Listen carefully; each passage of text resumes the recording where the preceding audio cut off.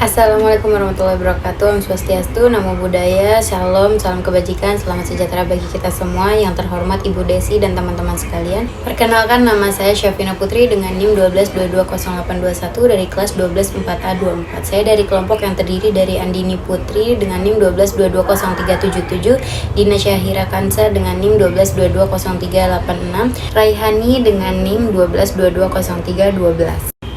Di sini izinkan kami mempresentasikan mata kuliah metode penelitian dengan tema perancangan sistem informasi pendaftaran pasien berbasis website pada klinik Budi Asih. Izinkan saya mulai dengan slide pertama, yaitu latar belakang. Perkembangan teknologi informasi pada zaman sekarang ini memiliki pengaruh besar bagi kemajuan organisasi-organisasi yang mana memberikan sebuah kecepatan, ketepatan, serta keakuratan dalam mengolah data bila dibandingkan dengan sistem lain yang masih manual. Sistem pendaftaran pasien merupakan bagian yang paling penting dalam suatu pengoperasian sebuah klinik maupun rumah sakit, termasuk klinik Budi Asih sebagai salah satu institusi pelayanan kesehatan yang sangat membutuhkan keberadaan sistem informasi akurat dan handal. Dalam sistem pendaftaran pasien online masih dilakukan dengan mengisi format data diri yang dibagikan melalui chat aplikasi WhatsApp atau melalui chat SMS, yang masih mengharuskan pasien daftar ulang secara manual ketika datang ke klinik Budi Asih. Permasalahan tersebut mengakibatkan terjadinya masalah dan dapat berdampak buruk terhadap pengelolaan laporan yang tidak lengkap, sehingga pada saat ini diperlukan sebuah sistem informasi pendaftaran pasien berbasis website pada klinik Budi Asih agar lebih mempercepat proses pendaftaran pasien, membantu melakukan pencatatan akurat mengenai data diri pasien, dan membuat laporan pasien yang mendaftar menjadi lebih efektif dan efisien. Bab 2 yaitu analisa sistem berjalan. Pertama, pelanggan datang ke klinik menunggu beberapa menit ketika sedang ada pasien lain yang mendaftar di meja pendaftaran bersama perawat yang berjaga.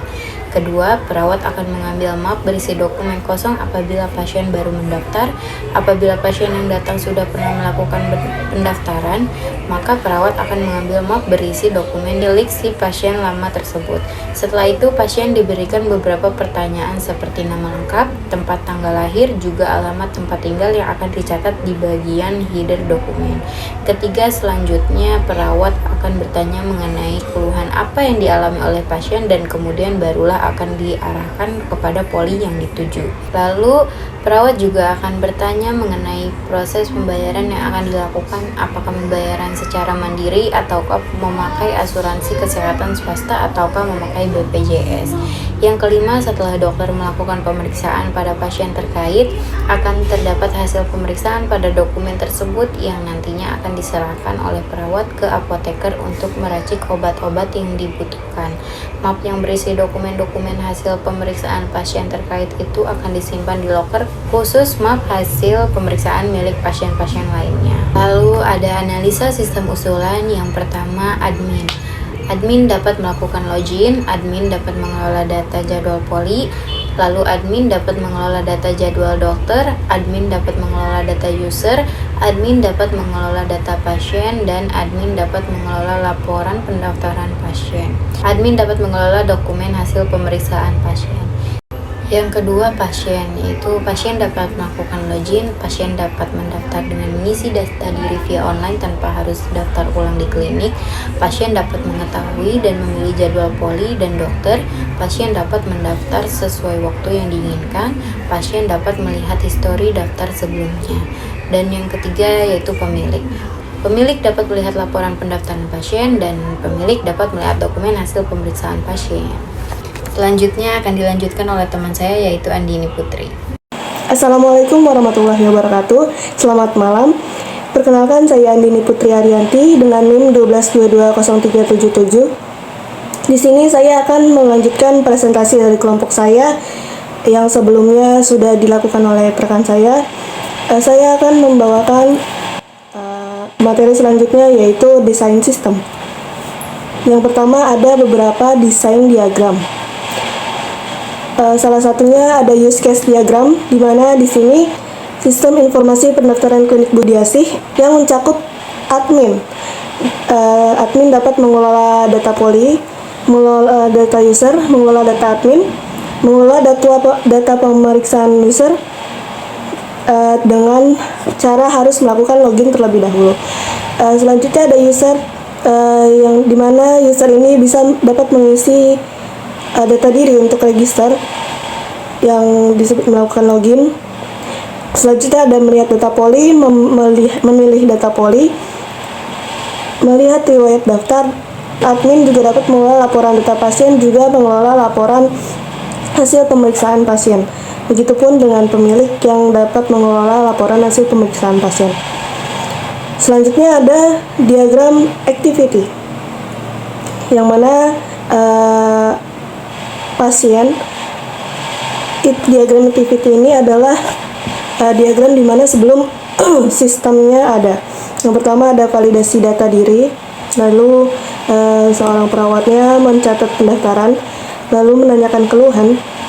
Apabila poli tersebut ada di hari itu, maka akan memberikan konfirmasi dan menerima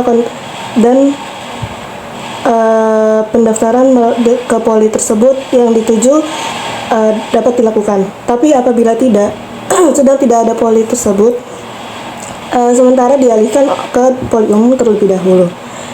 Untuk selanjutnya, setelah daftar, perawat menyerahkan form daftar kepada dokter, yang mana selanjutnya dokter tersebut memanggil sang pasien. Setelah pemeriksaan selesai, form tersebut akan diberikan kepada pasien setelah pemeriksaan, yang mana nantinya pasien harus memberikannya kepada kasir untuk penebus obat dan melakukan pembayaran. Sementara perawat membuat laporan data pasien, lalu menyerahkan laporan data pasien kepada pemilik. Selanjutnya ada desain database. Yang di sebelah kiri ada ERD, Entity Relationship Diagram, yang mana di user ada beberapa entity. Yang pertama ada ID user, yang kedua ada username, password, nama lengkap, tempat, tanggal lahir, nomor telepon, dan alamat. Yang mana si user memilih ke poli kategori. Yang pertama ada nama poli, kode poli, dan ID poli kategori. Yang mana selanjutnya schedule berisi entity, ID, nomor pasien, user ID, poli kategori, tanggal, keluhan, hasil periksa. Yang mana di schedule itu berisi poli kategori. Selanjutnya di sebelah kanan ada LLS, yang mana isinya sama. Yang pertama di user ada ID user, username, nama lengkap, tempat, tanggal lahir, nomor telepon, dan alamat. Lalu ada poli kategori, yang mana berisi ID poli kategori untuk masuk primary key, kode poli, nama poli.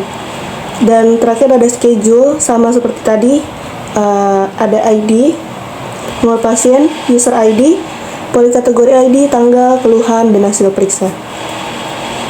Selanjutnya ada struktur kode, yang mana yang pertama ada struktur kode pasien, ada 2 struktur kode poli, dan yang ketiga struktur kode schedule. Yang pertama ada struktur kode pasien, yang mana ada 10 kolom.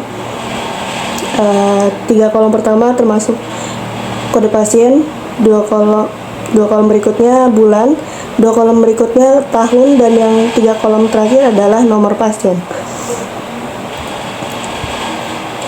Keterangannya, kode pasien, kode yang digunakan untuk menunjukkan pasien tersebut, bulan kedatangan pasien tersebut mendaftar, begitupun tahun pasien itu datang untuk mendaftar, dan yang terakhir nomor pasien adalah nomor urut pasien yang datang mendaftar.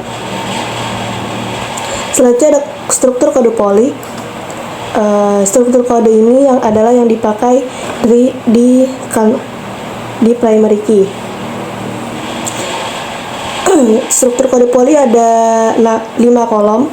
3 kolom pertama adalah kode poli, dan 2 kolom terakhir adalah nomor poli. Yang mana kode poli menunjukkan admin, kode yang digunakan menunjukkan admin. Dan yang selanjutnya nomor poli adalah nomor poli yang terdaftar di klinik. Kode yang terakhir ada kode schedule. Sama seperti poli, ada 5 kolom. 3 kolom pertama adalah kode schedule, dan 2 kolom terakhir adalah nomor schedule. Nomor schedule itu adalah 3 kolom pertama itu adalah kode schedule, yang mana kode jadwal pemeriksaan, dan yang kedua nomor terakhir adalah nomor pemeriksaan. Sekian materi presentasi yang dapat saya sampaikan, bisa dilanjutkan oleh rekan saya. Wassalamualaikum warahmatullahi wabarakatuh. Saya Rehani Salsabila dengan NIM 12220312. Selanjutnya ada desain antarmuka. Yang pertama, home dan login. Di sini sebelum ke halaman home, kita harus melakukan login terlebih dahulu dengan mengisi username dan password. Kedua, register. Form registrasi ini diisi ketika belum mendaftar akun. Ketiga, registrasi gagal, yaitu validasi ketika form registrasi ada yang belum terisi. Keempat, registrasi berhasil, yaitu validasi ketika form terisi semua dan berhasil mendaftar. Kelima, form memilih layanan poli yang akan dituju. Terdapat di menu home pada user. Keenam, form membuat jadwal poli. Di halaman ini, user diharuskan mengisi form yang tersedia, yaitu menentukan tanggal kunjungan dan mengisi keluhan. Ketujuh, membuat jadwal berhasil. Terdapat pemberitahuan ketika jadwal pasien sudah terdaftar. Setelah terdaftar, akan muncul hasil jadwal kunjungan pasien pada menu histori. Kedelapan, detail jadwal kunjungan. Detail ini akan muncul ketika jadwal kunjungan pada histori diklik. Kesembilan, hasil pasien setelah melakukan kunjungan. Terdapat perbedaan setelah dan sebelum kunjungan, yaitu pada hasil periksa. Selanjutnya, struktur navigasi. 1. Navigasi global merupakan struktur navigasi yang dimana menu dan halaman utamanya dibuat mirip atau seragam di semua halaman situs. Tipe ini sangat populer dan sering digunakan oleh banyak website. 2. Navigasi hierarki. Tipe navigasi hierarki merupakan jenis struktur navigasi website yang sering digunakan oleh situs berita. Jenis struktur ini membuat menu yang berbeda di setiap halaman website. 3. Struktur kode schedule. Struktur navigasi lokal berbeda dengan navigasi hierarki maupun global. Jenis struktur navigasi ini lebih dominasi tautan internal. Struktur navigasi lokal sering digunakan untuk situs majalah. Assalamualaikum warahmatullahi wabarakatuh.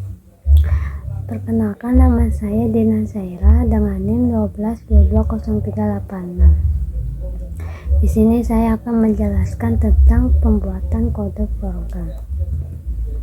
Yang pertama ada software system. Software system dikenal juga sebagai sistem operasi, adalah contoh perangkat lunak yang berfungsi untuk mengelola hardware dan software yang ada pada perangkat. Sistem ini merupakan software yang pertama kali harus diinstal, karena sistem ini merupakan perangkat utama yang dapat menjalankan segala macam jenis hardware maupun software. Yang kedua, software aplikasi. Software aplikasi merupakan software yang dapat digunakan ketika perangkat sudah terlihat sistem operasi. Jenis dari aplikasi yang digunakan tergantung dari keperluan penggunanya. Yang ketiga, software driver. Software driver merupakan software yang mengoperasikan dan mengontrol perangkat yang terhubung ke perangkat. Software ini bisa didapat langsung saat melakukan instalasi sistem operasi. Hal ini dikarenakan banyaknya hardware dan software yang dapat terhubung ke perangkat. Untuk itu ada beberapa macam driver yang harus diinstal. Jika pada saat instalasi sistem operasi tidak mendaftarkan driver yang bersangkutan. Yang selanjutnya, yang keempat adalah software pemrograman. Software pemrograman adalah jenis perangkat lunak yang berfungsi untuk menulis, mengembangkan, menguji setiap aplikasi yang akan dibangun oleh seorang programmer. Selanjutnya ada pengujian. Setelah melalui tahapan pengodaan berdasarkan rancangan desain sistemnya, maka langkah selanjutnya adalah melakukan pengujian pada program yang dibuat pada proses pengodaan perguntingan. Pada tahap ini, kami menggunakan jenis pengujian dengan black box testing untuk menilai sejauh mana input dan output dari setiap interaksi yang dilakukan oleh tombol navigasi website. Berikut hasil pengujiannya.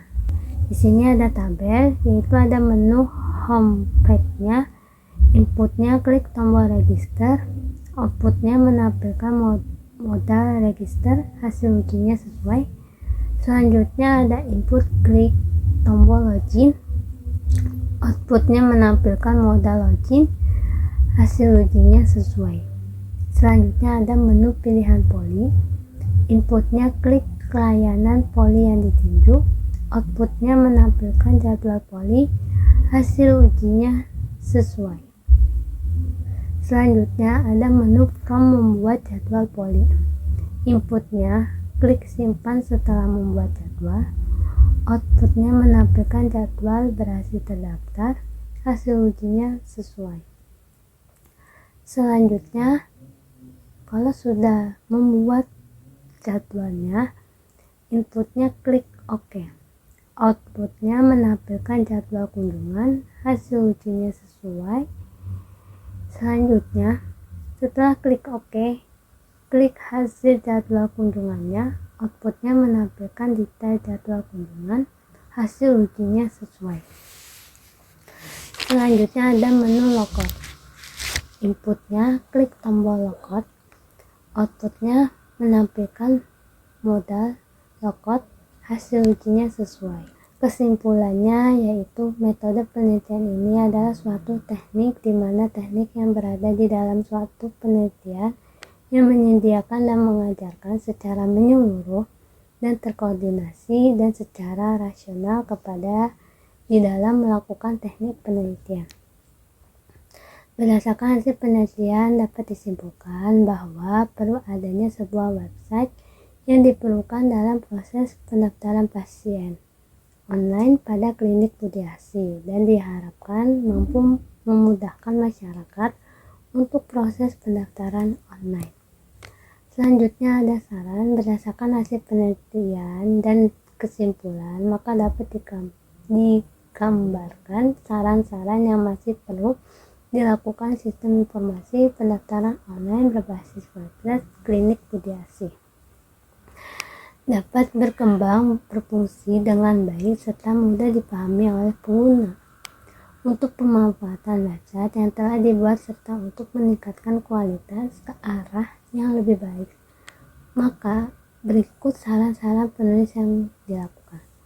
Yang pertama, perlu adanya sosialisasi yang lebih luas kepada masyarakat melalui sarana-sarana informasi yang tersedia dan mudah dilihat seperti spanduk, banner, pamflet yang ditempatkan di lokasi-lokasi strategis. Yang kedua, perlu adanya konsistensi dan berkesinambungan dalam penggunaan website tersebut dari waktu ke waktu. Yang ketiga, perlu adanya kontak saran yang disiapkan oleh pihak klinik terkait penggunaan website untuk ke arah yang lebih baik. Baik, terima kasih. Dari kelompok kami, saya tutup presentasi ini. Wassalamualaikum warahmatullahi wabarakatuh.